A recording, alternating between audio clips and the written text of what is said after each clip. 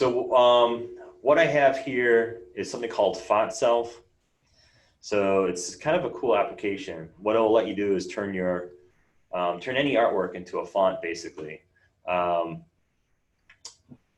So the idea is, if I have,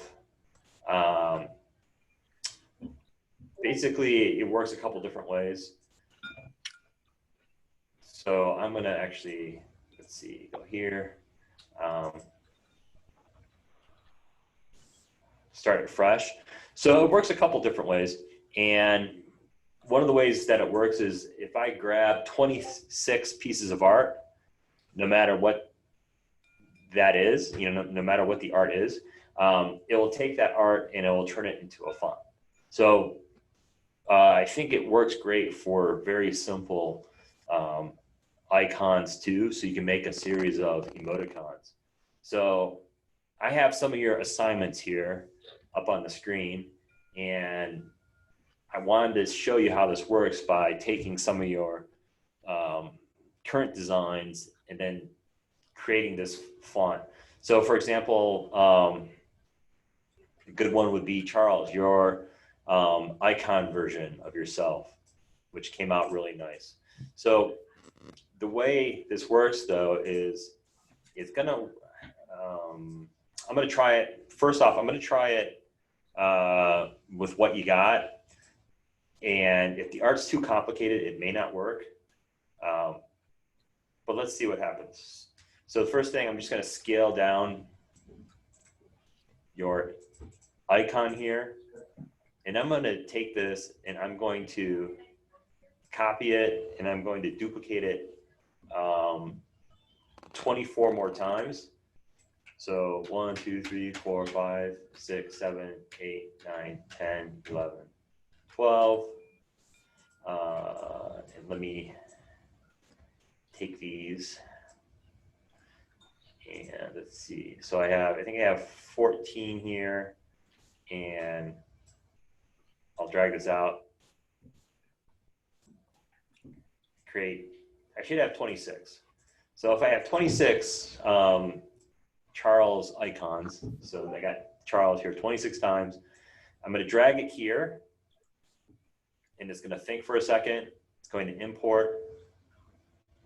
Is there, sorry to interrupt you, Professor, is there a password for the meeting? Oh, a password for the meeting. Is this, okay, somebody's asking. Yes, let's see. Yeah, yes, let me see. I think, who needs to know the password? I think I do too. Is it for, I see everybody here. Who's asking though? Emmy. Emmy? Yeah. Emmy, yeah. Oh, I see you. I see you there. Okay, here, Emmy. I'm going to give you the password right now. Wait 1 second.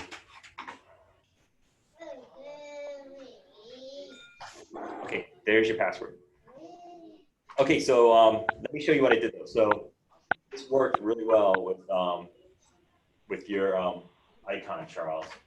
So the idea really is to have more variety here, but if you see here in this font maker window, I have the alphabet set up, and then I have your name corresponding with each letter.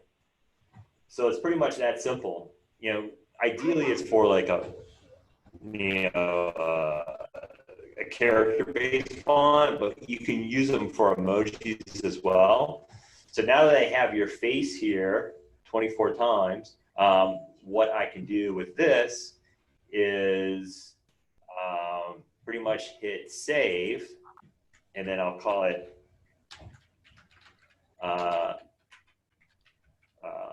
Charles icon, hit OK, and it's going to process, and it's going to turn this into an OTF file. So an OTF file stands for Open Typeface Format, and I'll save it to my desktop. Hit save, And then I'll go to my desktop.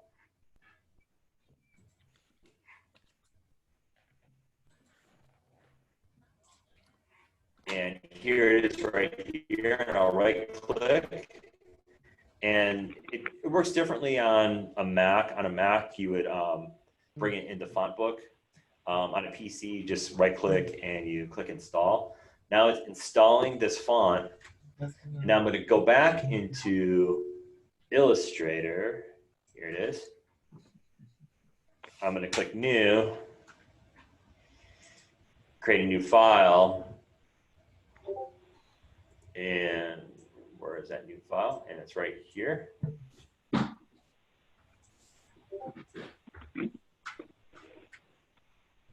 And now I'm going to, oops, I didn't want to do that. And I'm going to drag out my type tool and create a text box. Let's see. And then I'm going to find that font. So that font's now installed. So I go into fonts. I go up here. And I have a font called Charles Icon. And boom.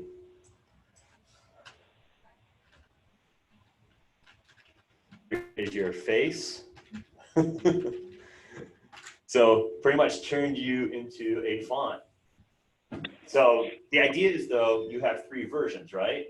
And you have 3 versions, and you have other assignments, which were pretty cool. So taking all of that, and it's kind of like your own personal identity system, right? And what's cool about this is, yeah, I mean, you can do a lot with it, right? You can, now I can scale it up. Joe? Yes. Can you do it again? Because I just missed 10 minutes. I just be here. What you didn't work? Yeah, I just getting on the Zoom meeting right now, so I just missed like 10 minutes. You mean what I'm showing you? Yeah, I'll do it again. I want to do some other ones too, because in a way, I'm kind of testing this out. You know, I'm testing out this application called Fontself. So I'll do it with some more of your assignments.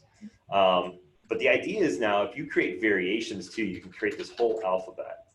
Now this type of font, I think it doesn't really react to like changing the color, because it's, I got to figure this out. It's a type of font that actually has color built into it. So it doesn't let me change it, but I can convert it to outlines here, you know, and then I can change the color.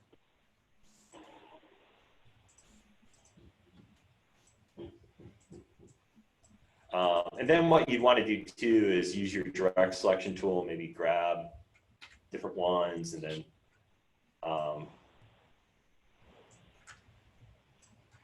play with scale. You know, so you can do a lot with this. The other thing I'll do too is I will select this, go to Object, Group. So I should add individual ones.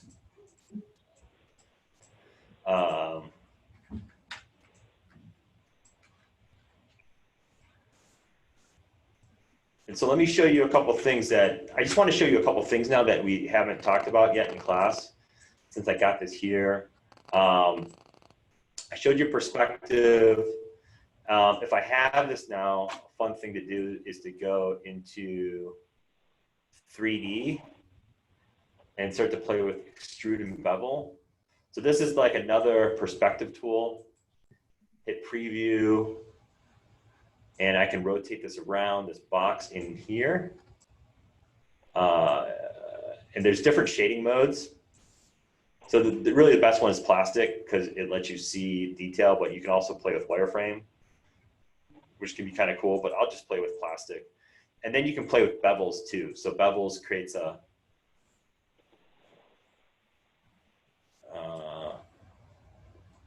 and it's thinking, so that it may be a little complex.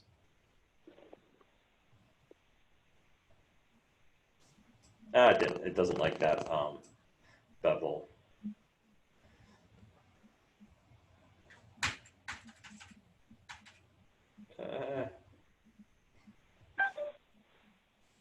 I'm gonna restart here. But now that I got your font in there, what's nice is I can go into any application. Okay, let me go into Photoshop.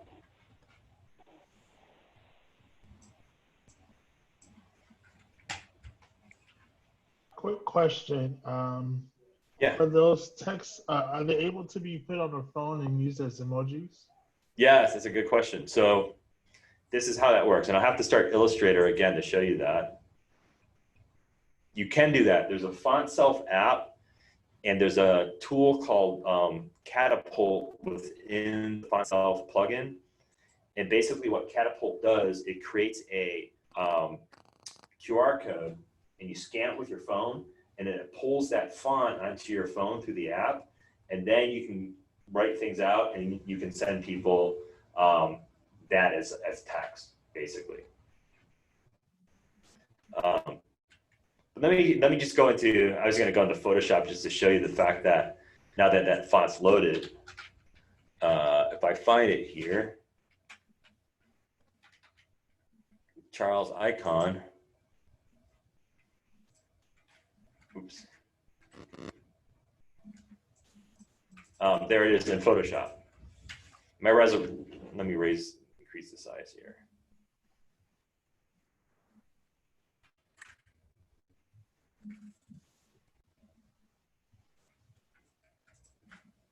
But back in Illustrator, let me show you now how it works with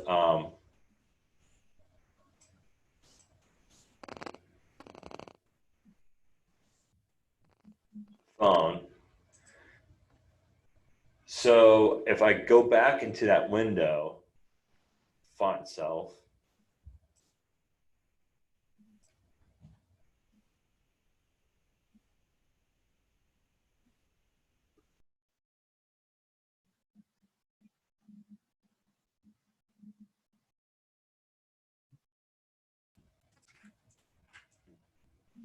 okay, so here's that font. Now there's something called Catapult.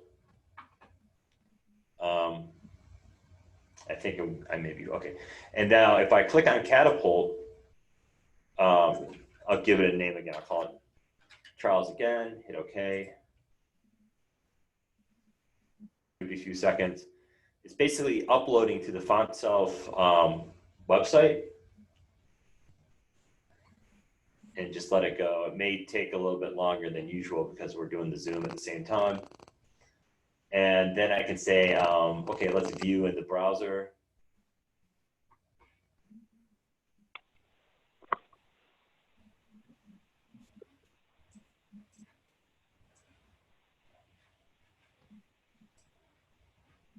And here it is in my browser. So there's your font here. And then I can say here on your mobile, I click this, and then you basically scan that QR code, and then it will appear in the Fontself app on your phone. And that's how you can get on your phone. I haven't really played with all these options. You can get you can create a version for, basically it's called a web font. So if you're creating a website, you can create it for a website as well. And there's other things. If I publish it, it'll actually go to Fontself. So I won't do that. But if you download the Fontself app and you click on that QR code, you'll see it on your phone in a section called Catapult in the app itself. So it's a cool little thing to play with. Let me see if I can show you my phone so you can kind of see it on the phone.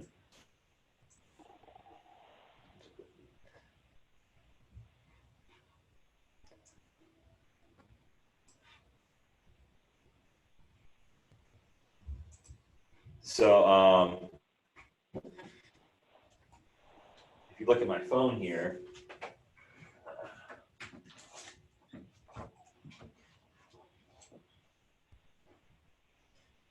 I have the app. So here's the Fontself app. And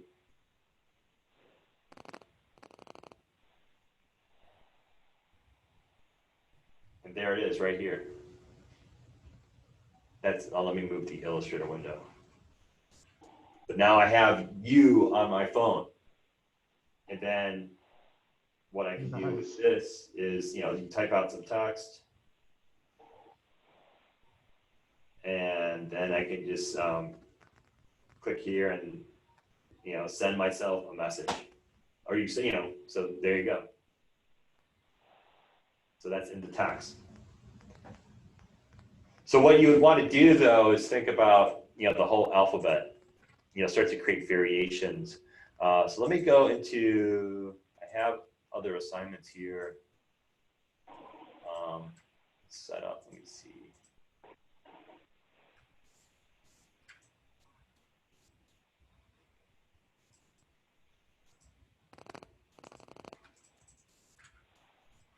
Okay, here we go.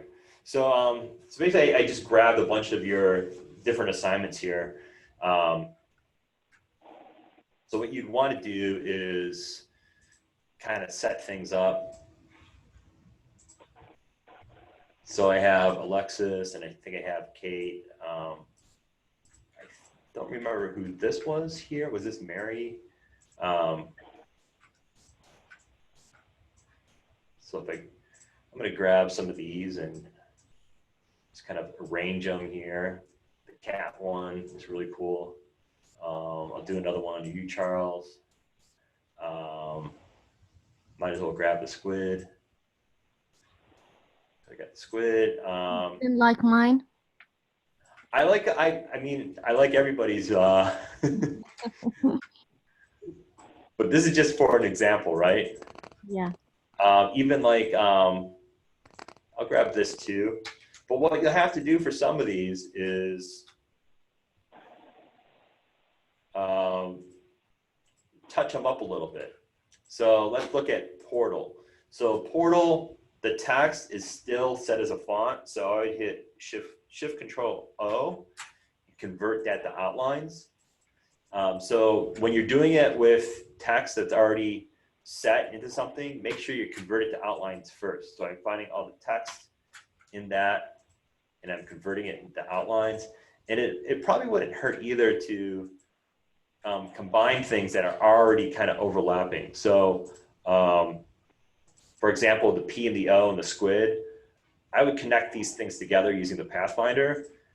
Before you do that though with the Pathfinder, make sure that if things are separate in terms of individual vectors, you want to make sure that you can select them as individual vectors. So go into Object, ungroup everything, and then start to select things that are overlapping, and then go into Pathfinder, and then unite.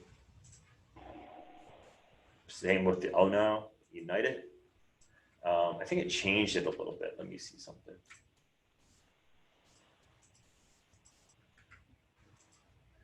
Oh, because you have, oh, I see. So I think it's okay. I'm not going to unite it because I'm going to lose that white offset.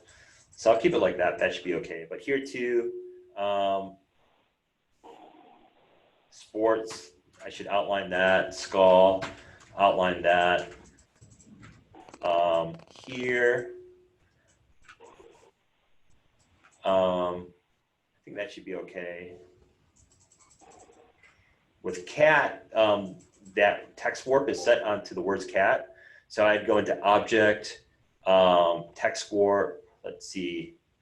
Actually, I would just go into Expand. Then expand that text. And then I have a white box up here, so I would get rid of that. And then I would, looks like everything's good. I think that's good as well. And then let's see, Taco Heaven. I would expand that text. So go into Object, Expand. Okay. And I think that's good. The gradients, now if you have gradients in there, those probably won't work. So let's test this out. Let's take this. I have 1, 2.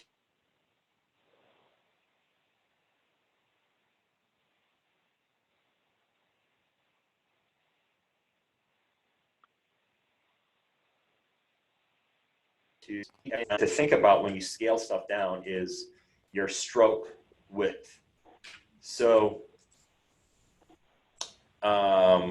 if you go into the scale dialog, double click, you want to make sure you have scale strokes and effects clicked.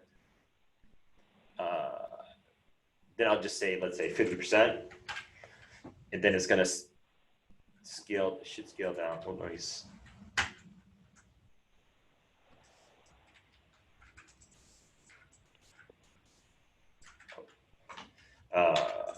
I'm going to select everything.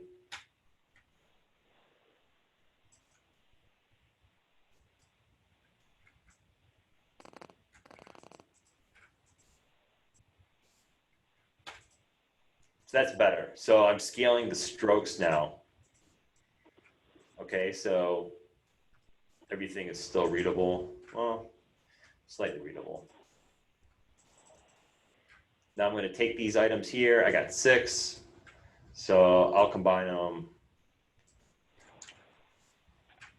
12. Combine them again. 24. Oh, and the other thing too is you probably don't want the white box there. So it would be a good idea to get rid of that white box behind the taco logo. But let's see if it works anyways. And then I'm going to select the last 2. So I got a total of 26. And I'm going to go into new, a new font, grab everything, throw them in here. Let's see. Oh, so I think one of the things too, I'm going to throw them in the batch.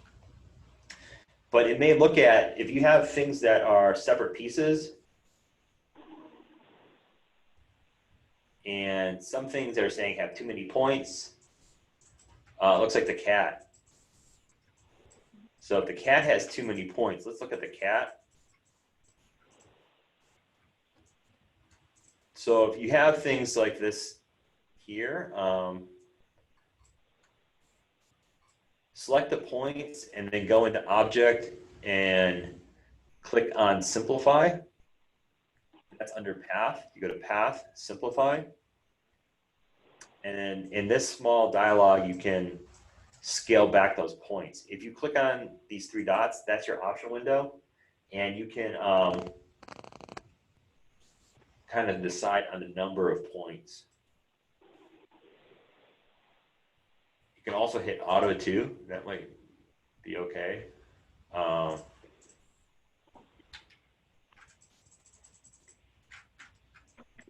So I'm just going to select these other 2 cats and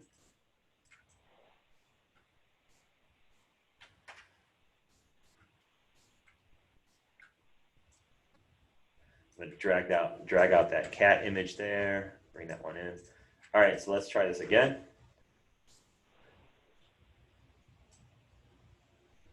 Let's see if it's okay. The cat one has too many points still. So let's go back into simplify. Let's bring it down even further.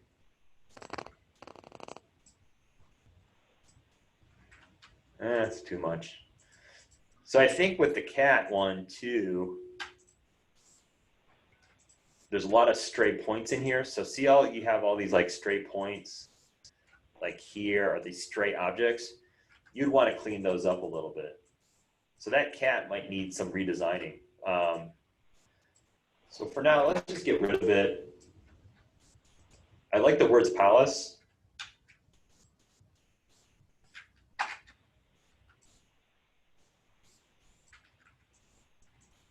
But this might need some cleaning up as well. You lose the text here, so I'm going to go in here and get rid of the stroke.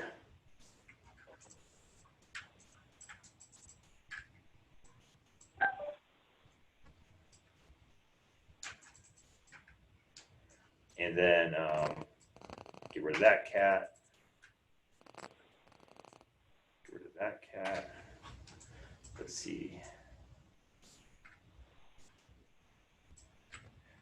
Okay, so let's try this again. And if you do clean up these icons a little bit, it will make it easier. Oops.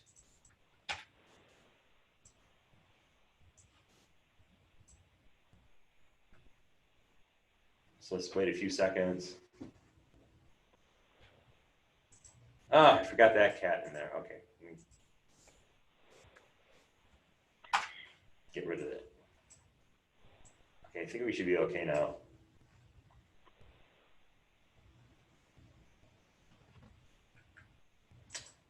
It doesn't like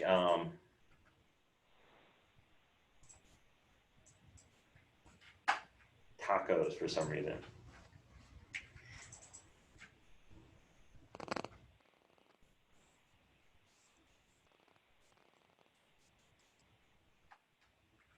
Let me try it one last time.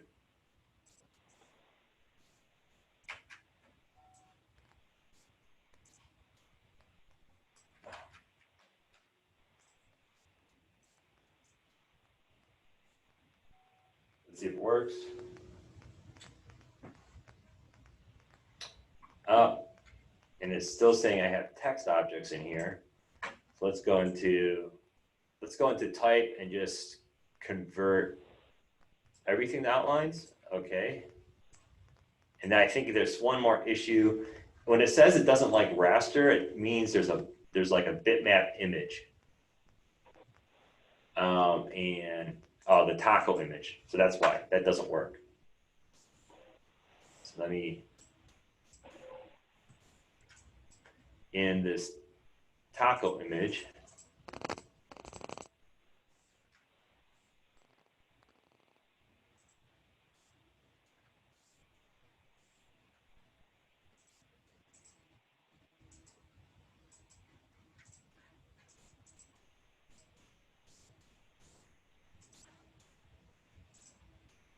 I think it has something to do with the, it might be the fill. So let's try this. Let's do this one last time.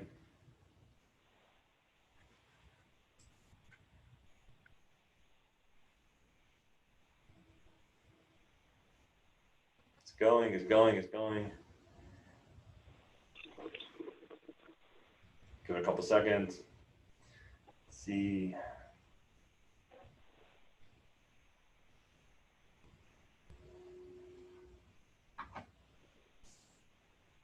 I'm going to say import anyways. It likes to have everything across a nice even line. And I think it crashed.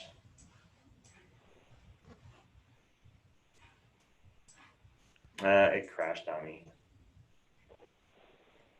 So I think the idea is, though, with some of this stuff is to really clean it up. So if you go back into some of your earlier assignments now, kind of look at what you created and clean it up a bit. So convert all text to outlines. Don't include like bitmaps. Try to get rid of white backgrounds. So let's try it one more time.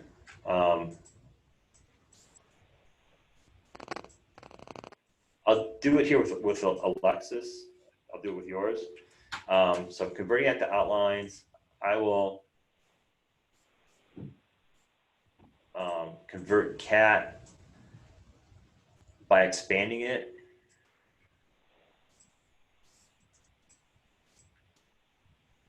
But we know that this cat image is just too much for it. So what you can do here is use the, well, one thing you can do, this is what I would do with something like the cat image, is kind of divide it up so you have it isolated. And then if you have it isolated, use your direct selection tool just to grab the larger pieces. So maybe it's this piece and that piece. And then you do a selection and you invert it. and you hit delete, and it gets rid of all those small little islands. So now you only have these main pieces. And then you can go into simplify.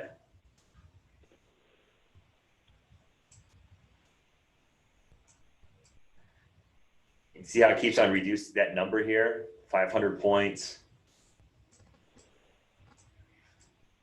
If you go too far, it's going to lose some elements. So you'll have to fix them somehow. But that's what you would have to do to really reduce the number of points. Or you use your pen tool and you draw on top. So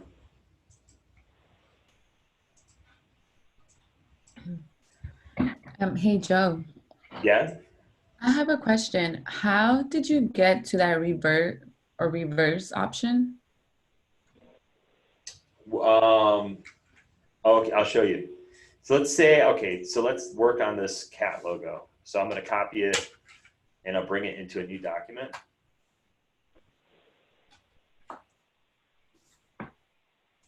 And basically what I'm doing is I'm selecting, you look at this and I have all these little pieces, right? Mm-hmm. That's from the image trace, but that's like unnecessary artwork.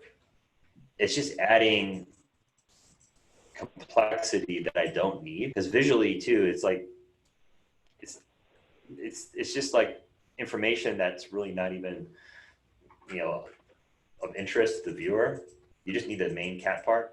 So the process is you, and this is what you should do first too, because you want to select and then basically you're inverting the selection. So you're selecting everything that wasn't selected and then deleting it. But I don't want to delete cat. So I would go into layers and I would set this up in such a way that the stuff that I want to keep, I would copy that, click new layer, and then hit Control F or Command F and paste it into that new layer. And then you can lock it and hide it. So it's not going to be affected by what I do next.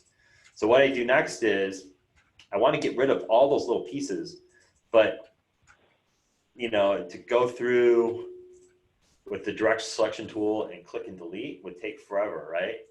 So basically what you do is you select the biggest pieces, maybe this piece here. This is the idea behind cleaning up your artwork. And then I have the bigger pieces selected, but what I really want selected are the smaller pieces. So then I can go to the select and I can say inverse selection. So it's inverse. And now basically I have the smaller pieces selected, and then I can click and I deleted all those small pieces. Here, up in here, there's smaller pieces too, so I'll do it again. So I'm gonna select, let's see here. Oh, and this piece too, see when I select it, it's selecting everything. Well, I should probably ungroup it. It's still doing it. I might have to, sometimes you have to ungroup it a couple times, or you just go into expand.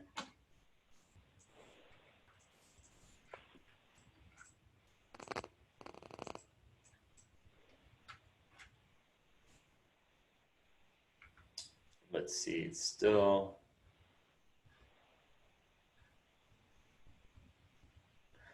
I think it sees it as a compound path too, so I can go into compound path and hit release.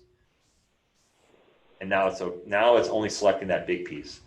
So I'll do this again. I'll select the bigger islands. You can call these islands, big vector islands. You select them, you inverse them. I'm just doing it one more time just to make sure I don't delete anything that's important. Inverse. So now it has all the little pieces selected, and then I hit delete. So now I only got like the main pieces that I want to have in this like logo. But the other thing I would do too is I would go in here, I would simplify it.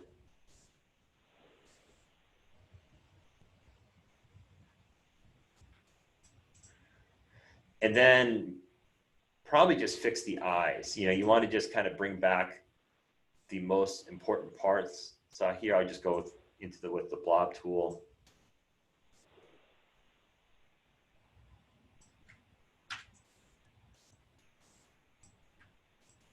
And fix those eyes. And then I have the type hidden. So I'm just gonna turn that back on and then unlock it. And now that's a little bit better. You may want to adjust this a little bit.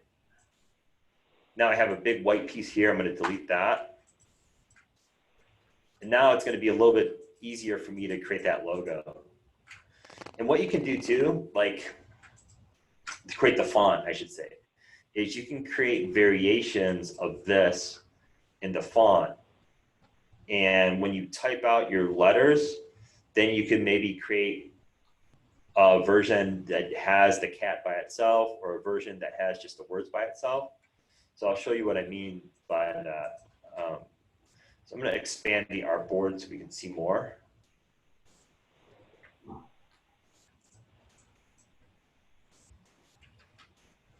I'm also going to take the two layers here and flatten those layers, or you can merge selected as well. So it's taking both layers and it's putting them on one layer again. So I had two, I select them both and I hit merge selected.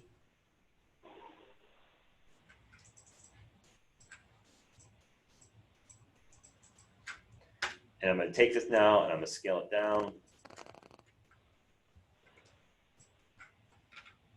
Oops. And then, again, I'm losing Palace because the stroke's not scaling. So I will go into scale, make sure I have scale, strokes and effects. Selected, hit OK. Select it again. Where did you get scale from? Scale is right here under the T. And I'm just double clicking it to get the options. So you double click and you get your options. Mm-hmm. So let's, so I'm going to duplicate this 26 times again. What you could do though is also select everything, go to object and just make it a compound path. I think,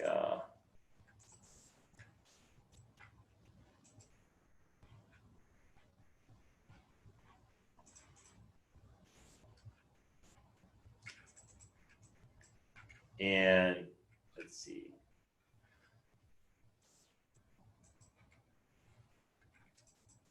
Well, let's try it without making it a compound path first. So I have this here. I'm going to drag it out, and I'm going to drag it out 24 more times. 1, 2, 3, 4, 5, 6, 7, 8, 9, 10, 11, 12. Then grab everything. Okay, so that's 12 duplicated twice with the 2 in the beginning, so that's 26. Now I'm going to go back in the window, go into Fontself.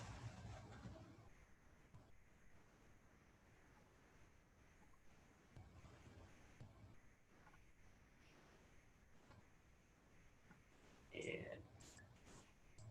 hopefully it's simplified enough. Grab everything.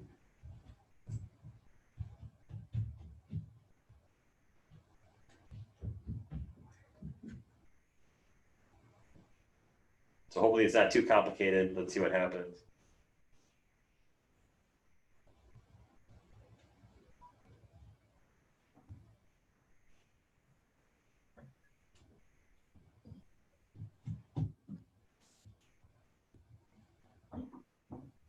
So, okay, it kind of worked. So what it's doing is it's,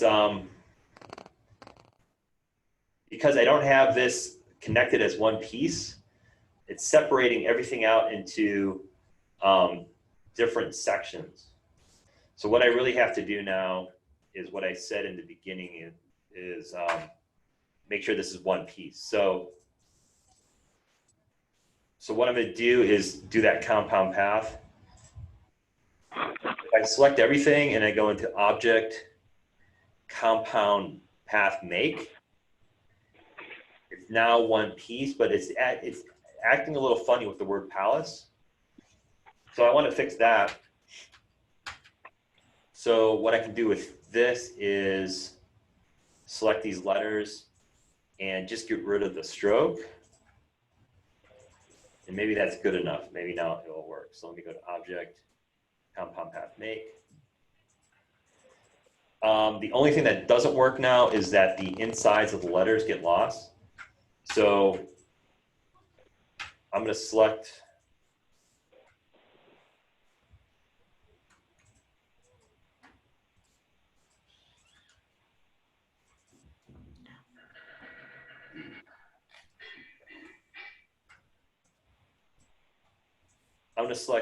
these letters here. I'm going to cut them out. Then I'm going to select everything else. And then I'll go back and I'll make compound path. And then I'll paste those letters back.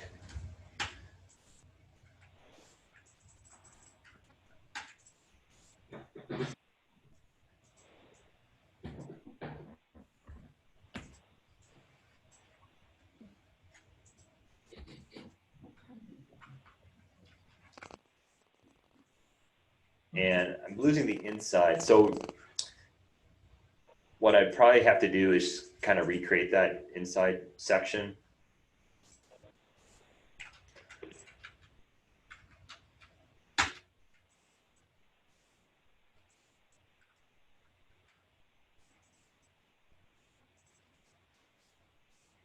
So I'm not going to worry about that, but I'll just make the compound path. So a lot of these, a lot of this will need adjusting based on how complex it is. So I'm going to go back, make it a compound path.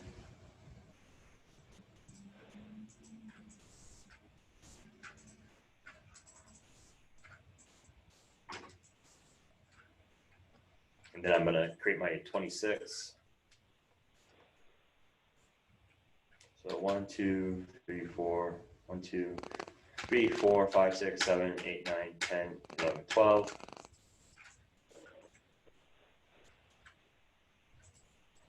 Then grab 12, drag it. I'm going to go here, click New. Here you can drag it, or I can click A to Z as well. And I think this should work. Okay, there you go. So now it worked. Sorry to interrupt you. Would you click to highlight all of those things? All the objects and. You can. I just drag selected over everything, or you can hit Control A. So you can do it both ways. I'll do it again too, because one thing you want to do now is have some variation. So I have this this set here, but maybe I want to have one version that is just the text. So I will use my eraser tool and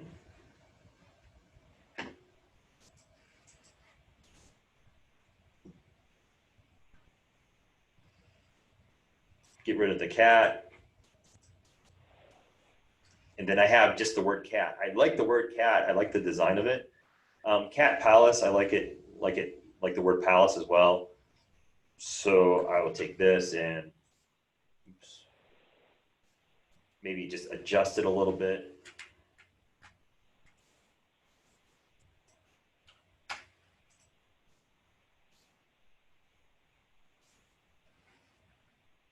So I got, the word cat by itself.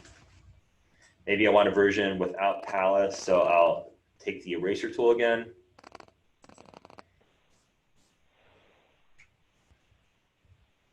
And then I'll erase the word palace. And then maybe I want one without the word cat. So I'll take the eraser tool.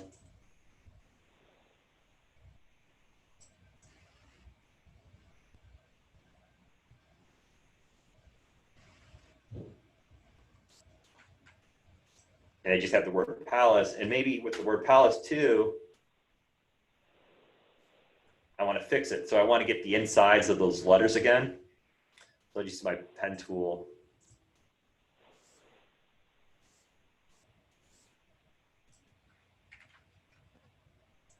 So I'm going to select the word and that shape inside the P. And what I can do here is use my Pathfinder. So get rid of the inside using Extrude. And then I'll fix my A here too.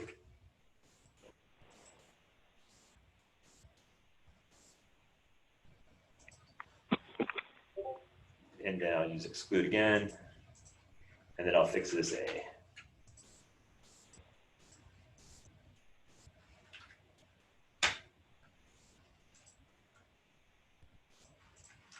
So now I have that set up like that. And then maybe the last variation is the cat without the text. So I will go in here.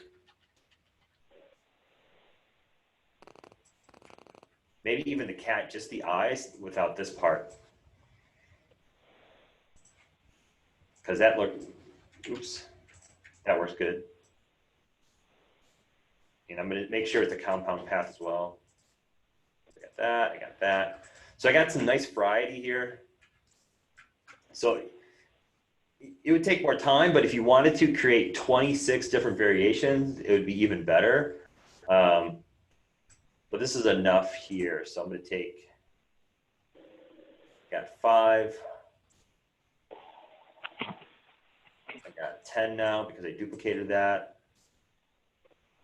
I got 20, then 1, 2, 3. I'll take that those last 6. 1, 2, 3, 4, 5, 6, and duplicate that so I get my 26. I'm going to click new, say new font, and then I'm just going to drag over everything and then hit A to Z. If you have 26 united pieces of artwork where you use a combination of compound path and the Pathfinder, and you click on A to Z, and then it'll automatically fit that into the alphabet from A to Z. So now I have this. So I have variations. So if I click A, I get the full thing, B, just that, C, that. I could even break up the letter forms and maybe even create a font out of these letter forms themselves. You know, so the letter forms are interesting. So that could be a whole font. And then it's the whole process. I go into save, call it, you know, Alexis cat emoticons. Hit OK. I'm going to save it to my desktop. And go to my desktop and install it.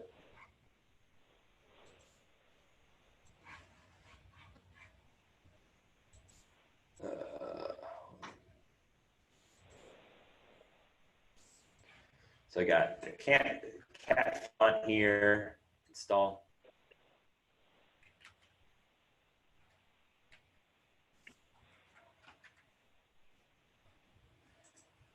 So what I'm going to do is basically do this for you. I think, I forget how much it costs, but you have to buy Fontself. I think it's like, it's not that expensive. It might be like $40 or something like that. But if you set up your artwork, and if you take the time, let's say over spring break, to clean up your artwork and turn it into, turn each piece of art into a single element by using Pathfinder compound paths. Create enough variations. You don't have to create all 26. Let's say you create 24. Whatever you want to do in terms of the number, I would create 26. I'll bring it into Fontself and I'll create the font for you and then send it back to you. But the key is, having you clean these projects up, and maybe I can give you a list of what you should be cleaning up. But you should be cleaning up the actual font itself by making sure it's outlines. You should be using a combination of compound paths, Pathfinder, Unify, to make sure that every piece is connected, and don't use any type of like bitmap artwork. So let's see what the cat font looks like. I'll type out the words cat font. So it's loaded in here. And right there. So there you go. So that's pretty cool. It came out I really like how it came out.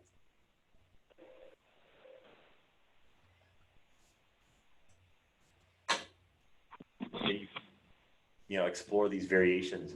So this one would look great, like the cat, the letters CAT, doing that 3D effect. It's going to look really cool.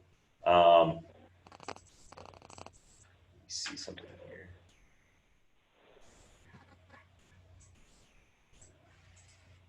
Now this one, I can change the color, which is great. So I can go in here and play with the color for each one. I have to look into why it works sometimes, and I think it has something to do with the black that you're using. If it's anything but 100% black, it thinks it's like a color.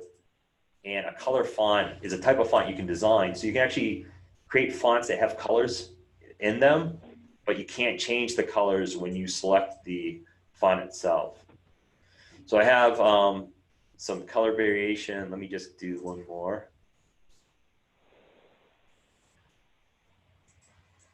So I have fun doing this. I don't know. What do you guys think? Do you think this is pretty cool to make these fonts? Yes. Can I see a response? I think it's dope. I like it. I think it's pretty cool because I'll show you a couple more things.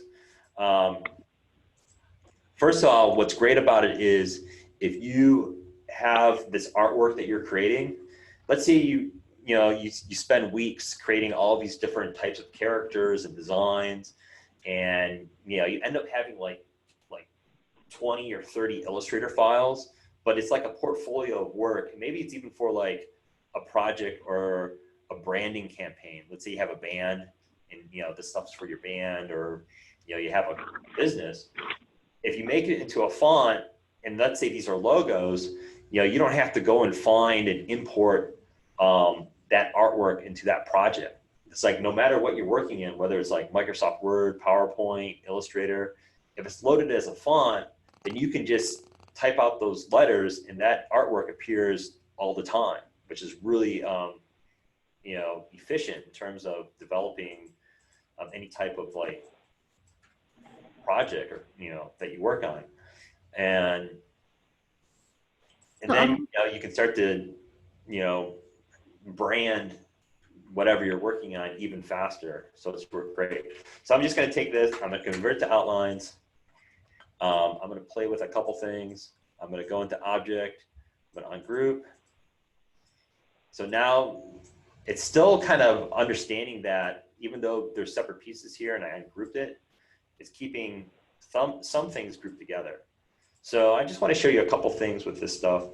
The word cat came out really good.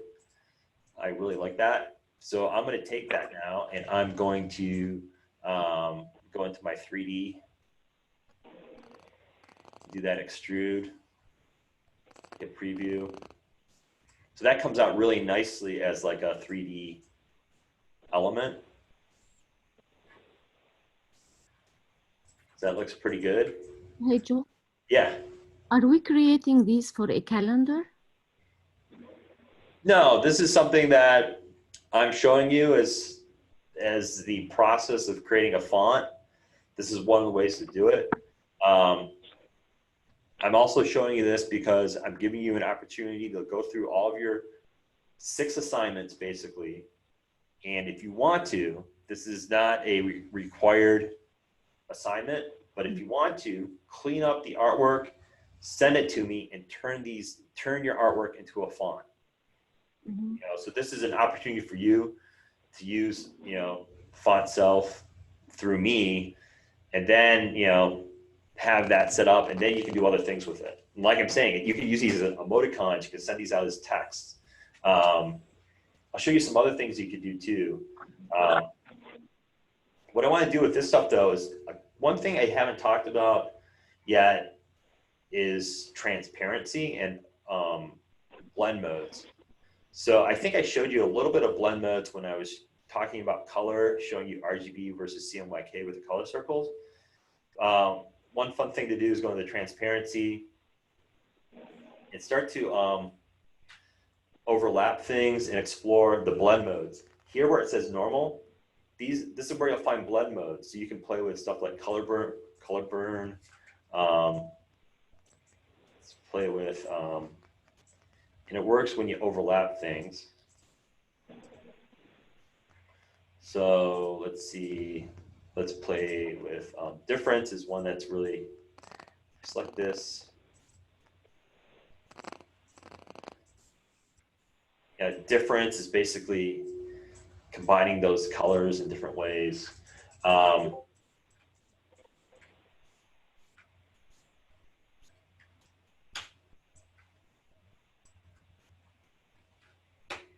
If I select all this, let's see, I'll select this and we'll play with, you know, just different ones do different things. That's lighten.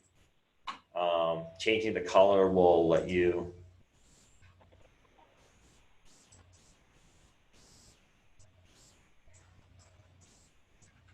see that a little better. So see, I have that type of effect.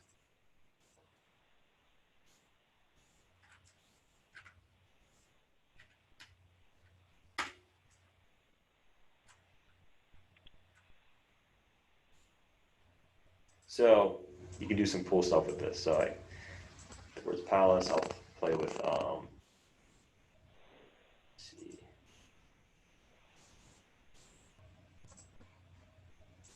That's pretty cool, though.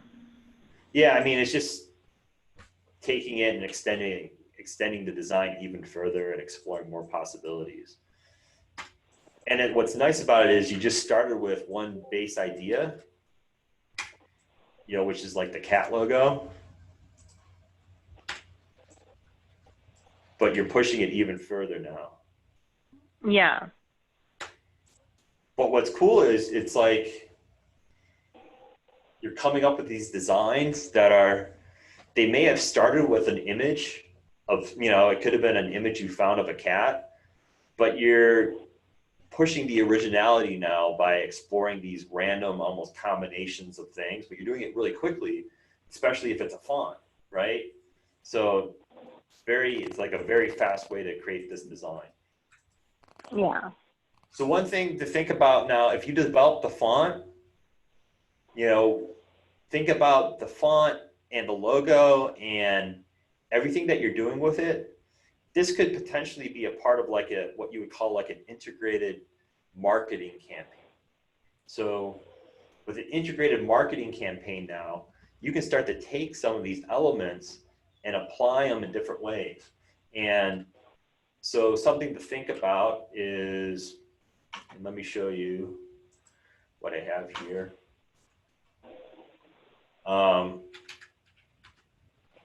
So this is what I do in my Art 56 class. This is an actual assignment that I do. And it's, in a way, it's optional. But I gotta do this first. Hold on one second. What is Art56?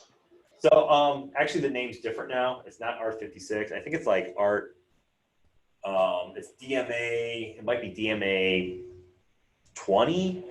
I'm not sure. Is it not DMA 10?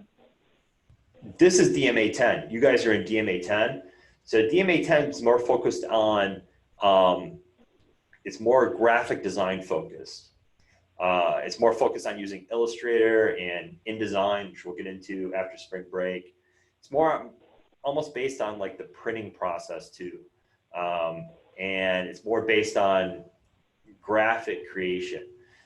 The other class now is more Photoshop focused, and it's almost more based on fine art and painting techniques in Photoshop. So it's almost more focused on like concept art development. That's kind of like the different one I What's do. the name of that one? Art, it was called Art 56. It's like intro to, it's another intro type class, but it's more focused on digital painting. I think it is called something like digital painting. Like, Okay, so I can look for it. That's why I'm asking. yeah, I'll have to get the new name. Mm-hmm. But what I want to show you now is the idea now with, from the print standpoint of developing this font, and these logos, and all these elements, and you start to create almost like a package of related elements that you would use for some sort of branding campaign. And I use this site called, have you heard of TeePublic? So I have a lot of my work on TeePublic. So these are like t-shirts. Some are based off of art that's in the public domain. So art that's over like, I think it's like 100 years old, let's say, that the copyright has expired. Some are my own designs. So it's a combination of things. But you can take elements like this now. I would save this as a PNG file. And one of the ways you can save this out is to go into Windows and select Asset Export. So Asset Export will let you take one piece of artwork and save it out in multiple different formats. So what you basically do is you just grab your artwork, you throw it. Now it's doing two things. It's looking at this and saying, oh, this is actually separate pieces. So what you would have to do is take everything and just group it and then drag, and then it sees it as one piece. If you don't group it, it will take each individual piece and separate it. But if I have the artwork here, whether it's one piece or separate pieces, what I can do down below is basically take different formats. So I select my artwork and I can click on this add scale, and it adds these additional formats, and I can play with the output. So I can create different types of files. So these are different file formats. And then I can play with the scale, scale again. This PNG is going to be 4 times the size. And then I hit export, and it'll ask for a location. I'll create a new folder. I'll call it Alexis Cat. I'll select it. Give it a couple seconds. Then I'll go to my desktop.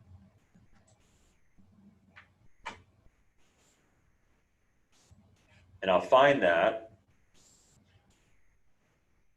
And what it did was, in each of these folders, in here, when I view it to see it better, I'll say extra large icon. Now it's not showing me the actual image there. It's kind of based on the file format. So here it is showing it to me. So here it saved it as a PNG at 4 times the size. Here it saved it as a JPEG at 3 times. And here it saved it as a PNG at 2 times. So do we have to change the format? No, then I'm just showing you this so you can see that this asset tool lets you create multiple formats. What you would kind of use that for is like a web project. Let's say you need to have something at a certain scale for a website. You can save out those versions at that scale and then still have your versions, let's say, for a print project. So the PNG format is what you would use for a web page. It's also what TeePublic wants you to use. So if I take that now and I go to upload here in TeePublic, upload a design, and I'll find that PNG that I created here on the desktop. And I'll pick the biggest one. It wants a bigger file size. Give it a couple seconds. It's checking the artwork. This option here, so basically what it's saying is you can't create a giant wall hanging. That's cool, but I like the t-shirt. So I got a t-shirt here, and then you can play with like color. Definitely looks better, you know, with maybe a darker color. So you can basically create this t-shirt, but then it gives you all these different types of, you know, sometimes in like marketing, you call them giveaways, or whatever for whatever campaign you're doing, tote bags, iPhone covers, and then you publish it and then people can buy it. So if you sign up for TeePublic, you can create your artwork, you put it on TeePublic, and then you can buy it or sell it to people. And then it goes into your PayPal account when you sell that. In my other class, I have everybody do this. So everybody makes a t-shirt, and then for extra credit, if they buy their own t-shirt and wear it to class, I give them extra credit. So that's kind of a fun thing. The other thing that is out there is something called Place It. So Place It works kind of the same way, but it's basically all these templates. And what you do is you can do the same thing, but the templates are designed with people wearing the product. So if you upload that image now and you want to sell that t-shirt, you have models that are already out there.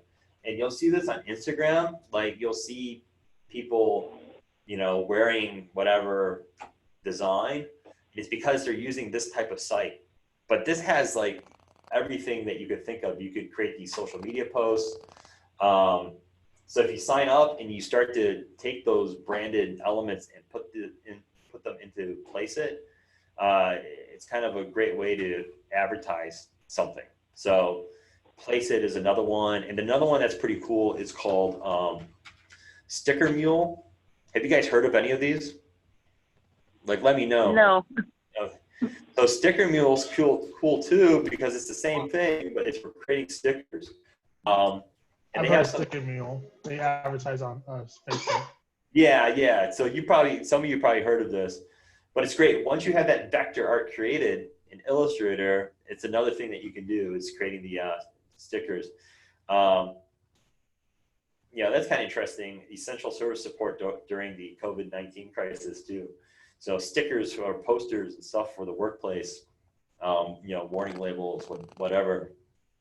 So it's another one, magnets, buttons, packaging, all this stuff. Yeah, so once you have those designs set, the process becomes expedited even faster. But anyways, I wanted to show you that. I want to show you Fontself because I talked about it. And now you have the option.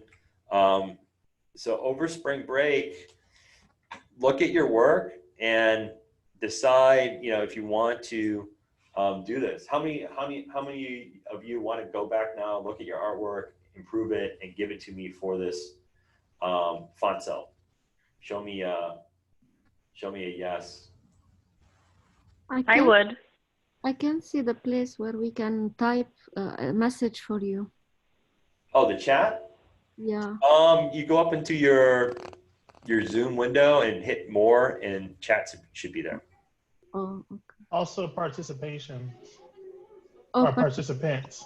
yeah. There's a Yeah, number. yeah, that's the other place. Yeah. Oh, yeah. So yeah, so think about it. Like, I've been looking through your assignments, and one thing to think about too are like graphic elements that are really interesting. So, for example, let me find the assignments that I had.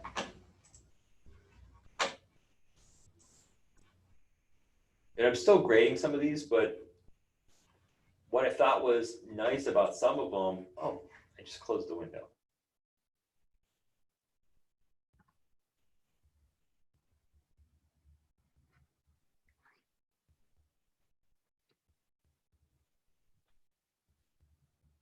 Designs, which by themselves would be really nice, like emoticons, or you even call them like dingbats or dingbats, basically is the word for it. So for example, let me, and everybody has these elements in their work. It's just kind of pulling them out now and then kind of it's like refining it. You're refining the artwork. I don't know where to find them. Everybody has them in your work. You got to look at it now and kind of think, how would that piece of artwork look like if it was a sticker, if it was smaller, if it was just black and white, so you're trying to take the design and leverage it out so it has multiple uses, so it extends beyond just being that one logo item. Think how it looks like on a coffee cup, how it looks like on a billboard, how it looks like it was like projected on a wall, how it could be animated. So for this assignment, the iconize assignment, I thought like for example, like Vivian's assignment. Like, what if you just had that eye with the lines coming up in a circle? That was just one element in that font. Or here, these shapes, what if you, had that as one element in your font? So I thought, like, as a whole, it's interesting, but then if you distill it, these smaller pieces can be even just as interesting, right? There's a lot of great things in the third assignment that I really liked. So I'm still grading a lot of these assignments.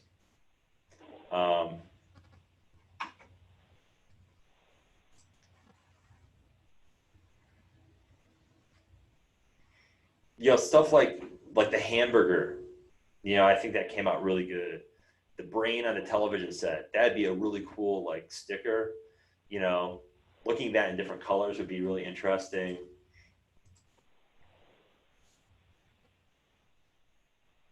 These are professional stuff. Skull and crossbones with skull on it, that's cool. A lot of the things here, Ghost Garden, that would be such a great sticker. It's like I want to, walk by like a stop sign and see that on the stop sign. It's like guerrilla art, right? It's very common when we used to hang out outside. Like all of these are great. Squid Portal. It's great to see how Image Trace does something and then you add the text to it.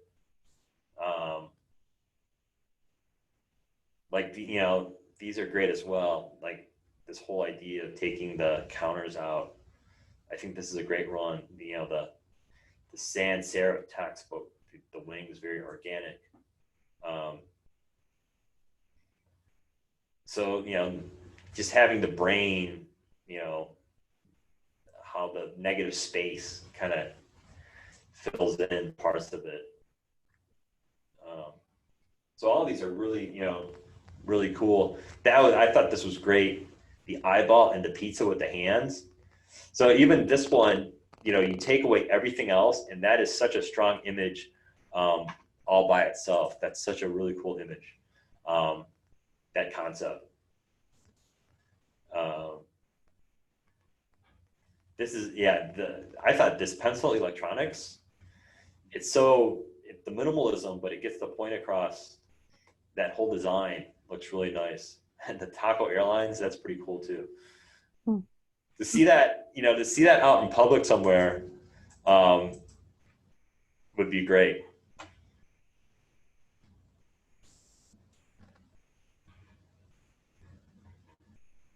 So the same thing with these, the simplicity, playing with the text is really nice. This came out really cool, skull television with the 3 skulls. I really like the feel of that.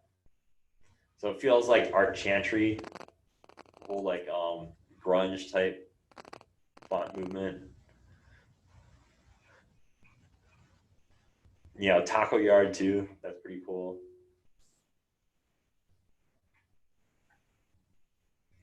These came out really good. That eyeball is awesome. It feels so huge and ominous. Alien Mountain, that's pretty cool. So a lot of cool ideas, but then bringing them into that Fontself program and creating variations, really pushing it, so you can have a lot of fun with that. So any questions about any of those ideas? You got a lot of great concepts. So does anybody have sketches that they want me to go over? Or are you kind of stuck on an idea? Do you need me to talk about any of the concepts you're working on? I just sent some sketches to the Discord. So, okay, Charles. Yes, Charles. So let's. Joe and my too. Okay, so let's see. So so Charles, so what are your concepts then? So here's So for Charles. the first one, the very top one with the rose in the wine or the drink, it is now is fast luxury dining. It's kind of like fast casual, but taken to a higher level for interesting meals that appeal to luxury brands or luxury people who have the money that want to do high end, like dating meals, Right. but want to take it on the go. Okay. So yeah, I think just going through and exploring, more variations in terms of type placement in relationship to the actual image within that logo. So I think most of the time, the instinct is to use the type as the base, for something. So as I was kind of going through with my thumbnailing process, let me move this aside. So let me get some space. So here are the ones from last time, but it's kind of the same idea, is to kind of like look at your elements that make up that image and to start to explore how they can be combined in different ways from a compositional standpoint. So if you have, like the wine glass,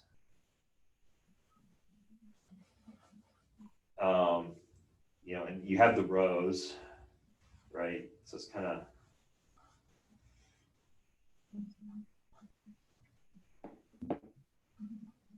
I kind of draw a rose by like drawing out, it has all those petals apart, the petals, and then drawing the basic form. But you'd have to simplify it too. But you have the basic object here, and then you explore, this is what you have right now. But think in terms of, what if the text was on top, and the object was below? Or what if the text was alongside? And then what if it, you know, ran, what's the name of the restaurant? Live now. One Now?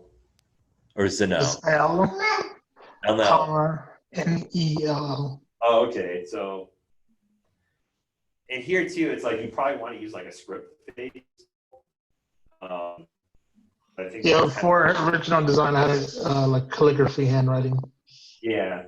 But So- very basic, minimalistic calligraphy. And you can, you know, have the text overlap. You can have the text kind of go in an arc. Maybe you know, do something with the image too. Maybe you like tilt it, you know, somehow. So you just kind of explore different relationships that go beyond having the text on the bottom. So it's really important to sketch these things out. You know, spend some time just mocking, you know, creating your mock-ups. What you're doing, I mean, you're doing one, but you know, do more.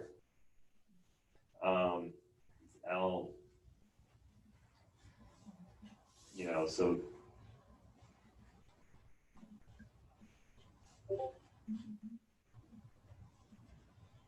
and then finding out which ones work the best. But really spending that time with the variations.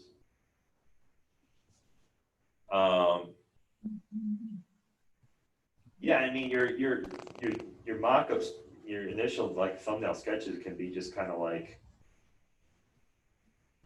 you know, simple relationships with forms. You know, and try to challenge yourself to see how many different combinations you can come up with.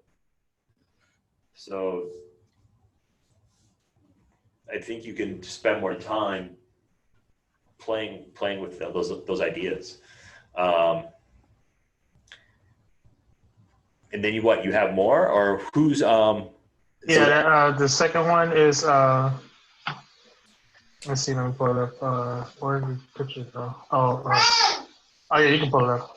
There's a picture, and then I also have the text for it as well, right below it. Oh, is it For Wither's Wings. Is it for Bill Withers?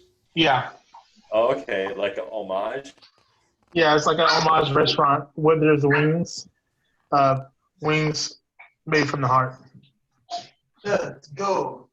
That's a harder one because once you bring like a celebrity into it, a personality, then you have to really be really careful, in my opinion. Like you want to pay him the right respect, right? So you got to think about like how that works, right? But again, it's like exploring relationships. And if it's, you know, the whole idea of the wings, you know, if you make it sophisticated, then use a script typeface or use the right type of typeface to bring that like sophistication to it. Yeah, and just explore the shapes that make up that logo and then simplify it. So I think both of them are kind of challenging because too, with the rose, it adds a lot of detail. So how do you create a simplified rose for that first one? Just I use the shape of the glass, and then I put quarter triangles in it. Yeah, I think that's a good Quarter circles. Sorry, 1/4 for circles. Yeah, doing it like And then stack them on top of each other. The 1/4 circles. like the petal. You're doing something like that, right? Yeah, and I just keep stacking left, right, and they're higher at each one. Yeah, you may not have to stack them that much. It's just 4. Yeah. Yeah, that's a good concept. I mean, again, sketch out enough variations. Okay. Kind of wanted to show you the importance of sketching real quick. To me, that's almost like the most important part of any project is the initial sketch. You don't have to have perfect drawings. Let me kind of show you this real quickly. What do you mean?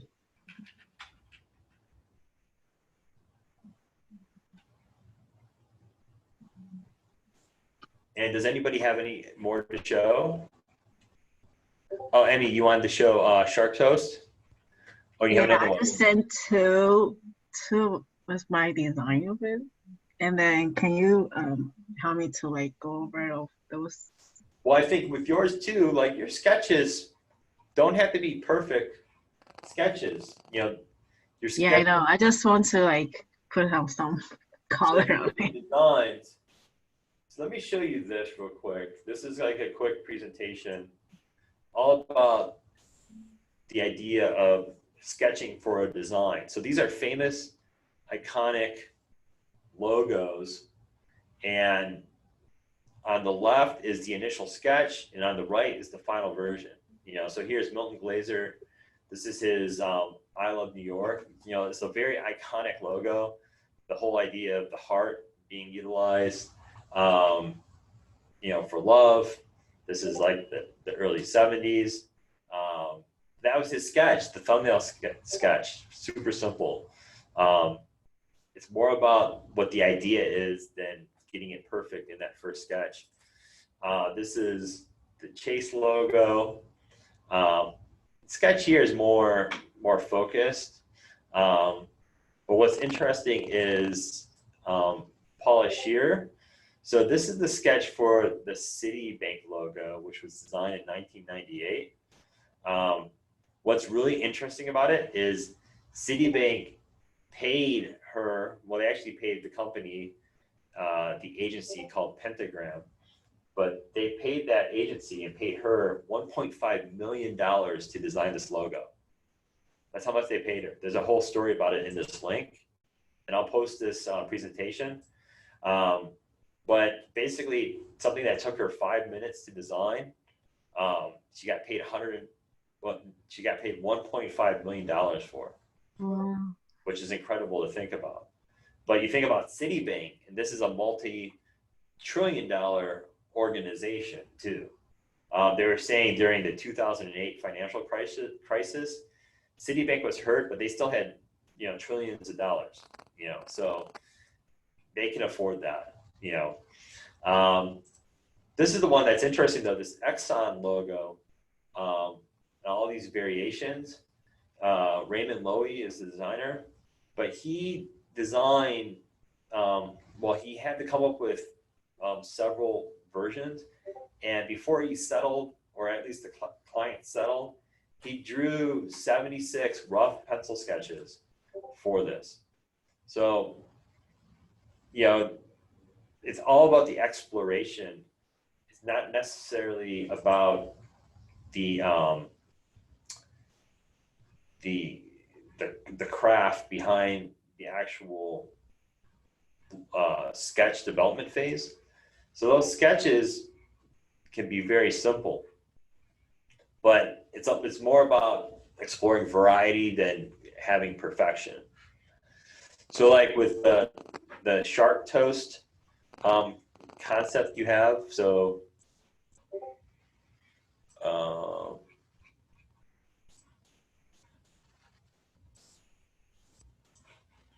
so there's shark toast and there's wine and cheese.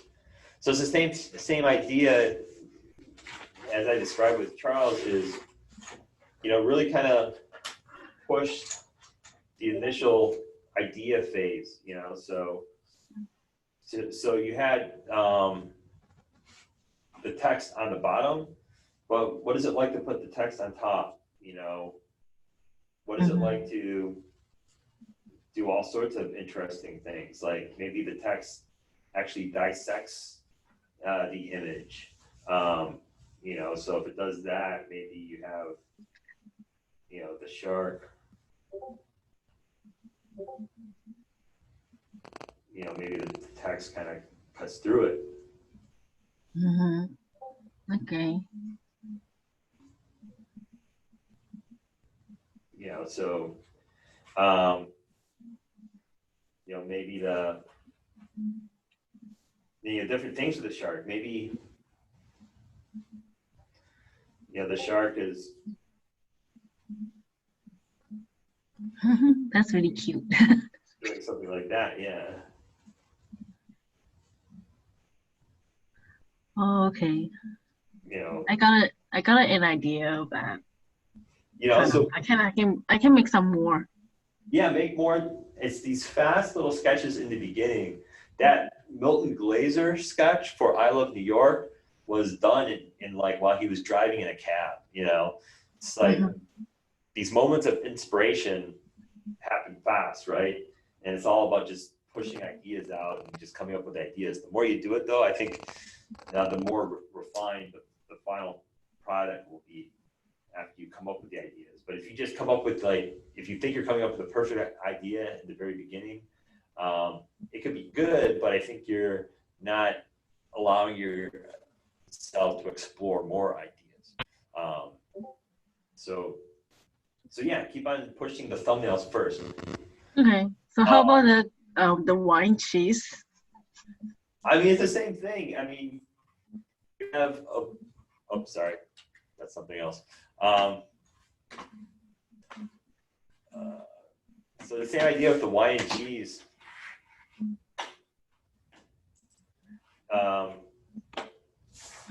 You know, you have two words, wine and cheese. So how do those words work in different combinations? And, you know, where does the cheese, you know, the image go? And how does the image, you know, how do you handle those images together? You know, so just thinking about things in different ways. Oh, cool. You know, so Yeah. you know, so just it's just you know, but fast, simple thumbnails. Okay. So you find what works. You know, so they don't have, you know, they don't have to be perfect thumbnails. You know, you want them to be fast and kind of just exploring ideas in different ways.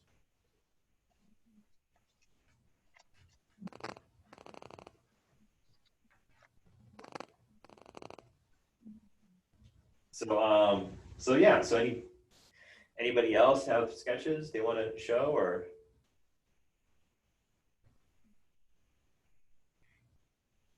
So, okay. I'm cooking one.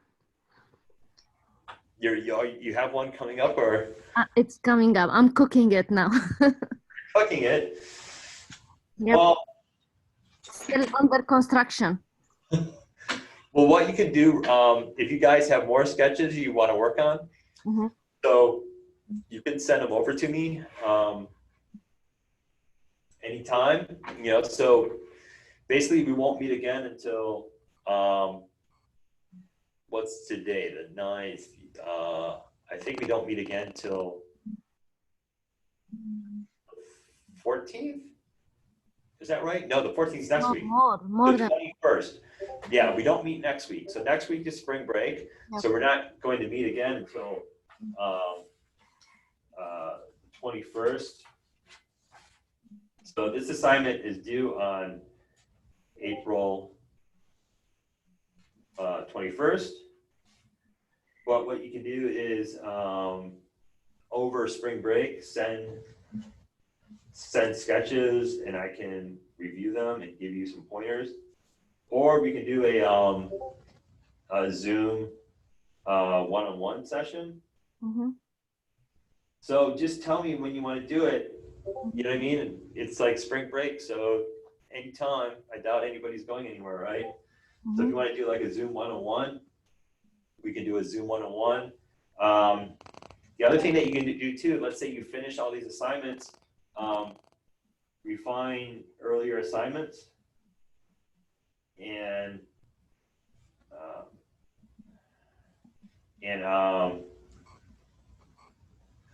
let's you know, turn them into a font using Fontself. So we can create that emoticons. And if you do that, you know, you can get some extra credit, but I think everybody's doing fine in class. So I think this idea though, is just such a great thing to have, you know, so in terms of like social media, and let's say, you know, whatever type of branding campaign, having your concepts turned into a font is just going to be a useful thing that you can use, you know, in any software that you have. Now you have this like little stylized font that you can add to any type of message you work on. So those are some things over spring break that you can work on, and then just make sure you finish anything that you have that needs to be complete. You know, finish any type of assignment that you haven't handed So it's in. no longer a break. How long is spring break? No, it's no longer a break. Well, now, I mean, well, it's up to you, right? No, So it's something fun to work on, so we're happy to do it. yeah. I mean, you know, I was like, before class today, I work another job, and I was like actually really tired. And I was like, oh, geez, I got to teach this class. And then I opened up Fontself, and I started playing with Fontself, and I was like, wow, this is pretty cool. Like, Yeah, I told my friends it's the best time to take graphic design classes. yeah, I mean, really, Yeah. it's you get a lot out of it. But the Fontself program, I thought was really has so much going on that it's something that I just want to play with more. Here is the actual website for Fontself. And let's see how much it is. And maybe you want to buy it. It's not that expensive. It's only $50. So, and you get an educational discount. So you can get it for $25. So if you want it, yeah, go ahead. Now, as you dig into it a little bit, you'll find that there's a lot more to the actual development of a font itself. And there's advanced tools where you start to think about spacing between characters. So that's called kerning. Developing a full font is more of a, I would say, a project that would probably come in a more advanced graphic design class. And it's more of an in-depth project. But it's something that a lot of designers end up doing. Usually, you know, later on in their courses, you know, they'll start to get into font development, or maybe as part of like a thesis project for grad school even. So there's a lot you can do here in terms of creating a font. The color versions of the fonts are pretty cool. But the whole process is, you know, sketching it out as well. But there's all these different tools now, and then you can have special characters and alternate characters, and, you know, stuff like that. So, you know, it goes into a lot of detail. So that's Fontself.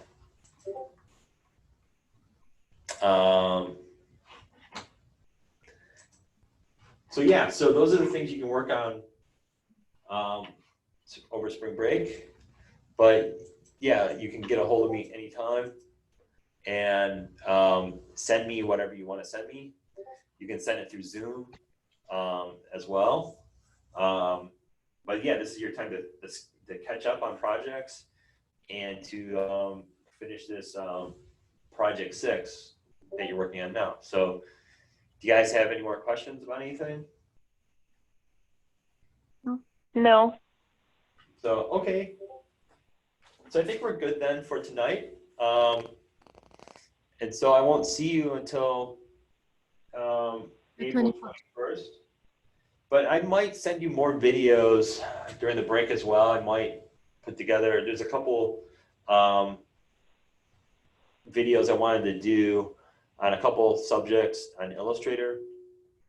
So I might just send you these additional videos during the break. And then when we come back, we're gonna start talking about InDesign and getting into more focused projects that combine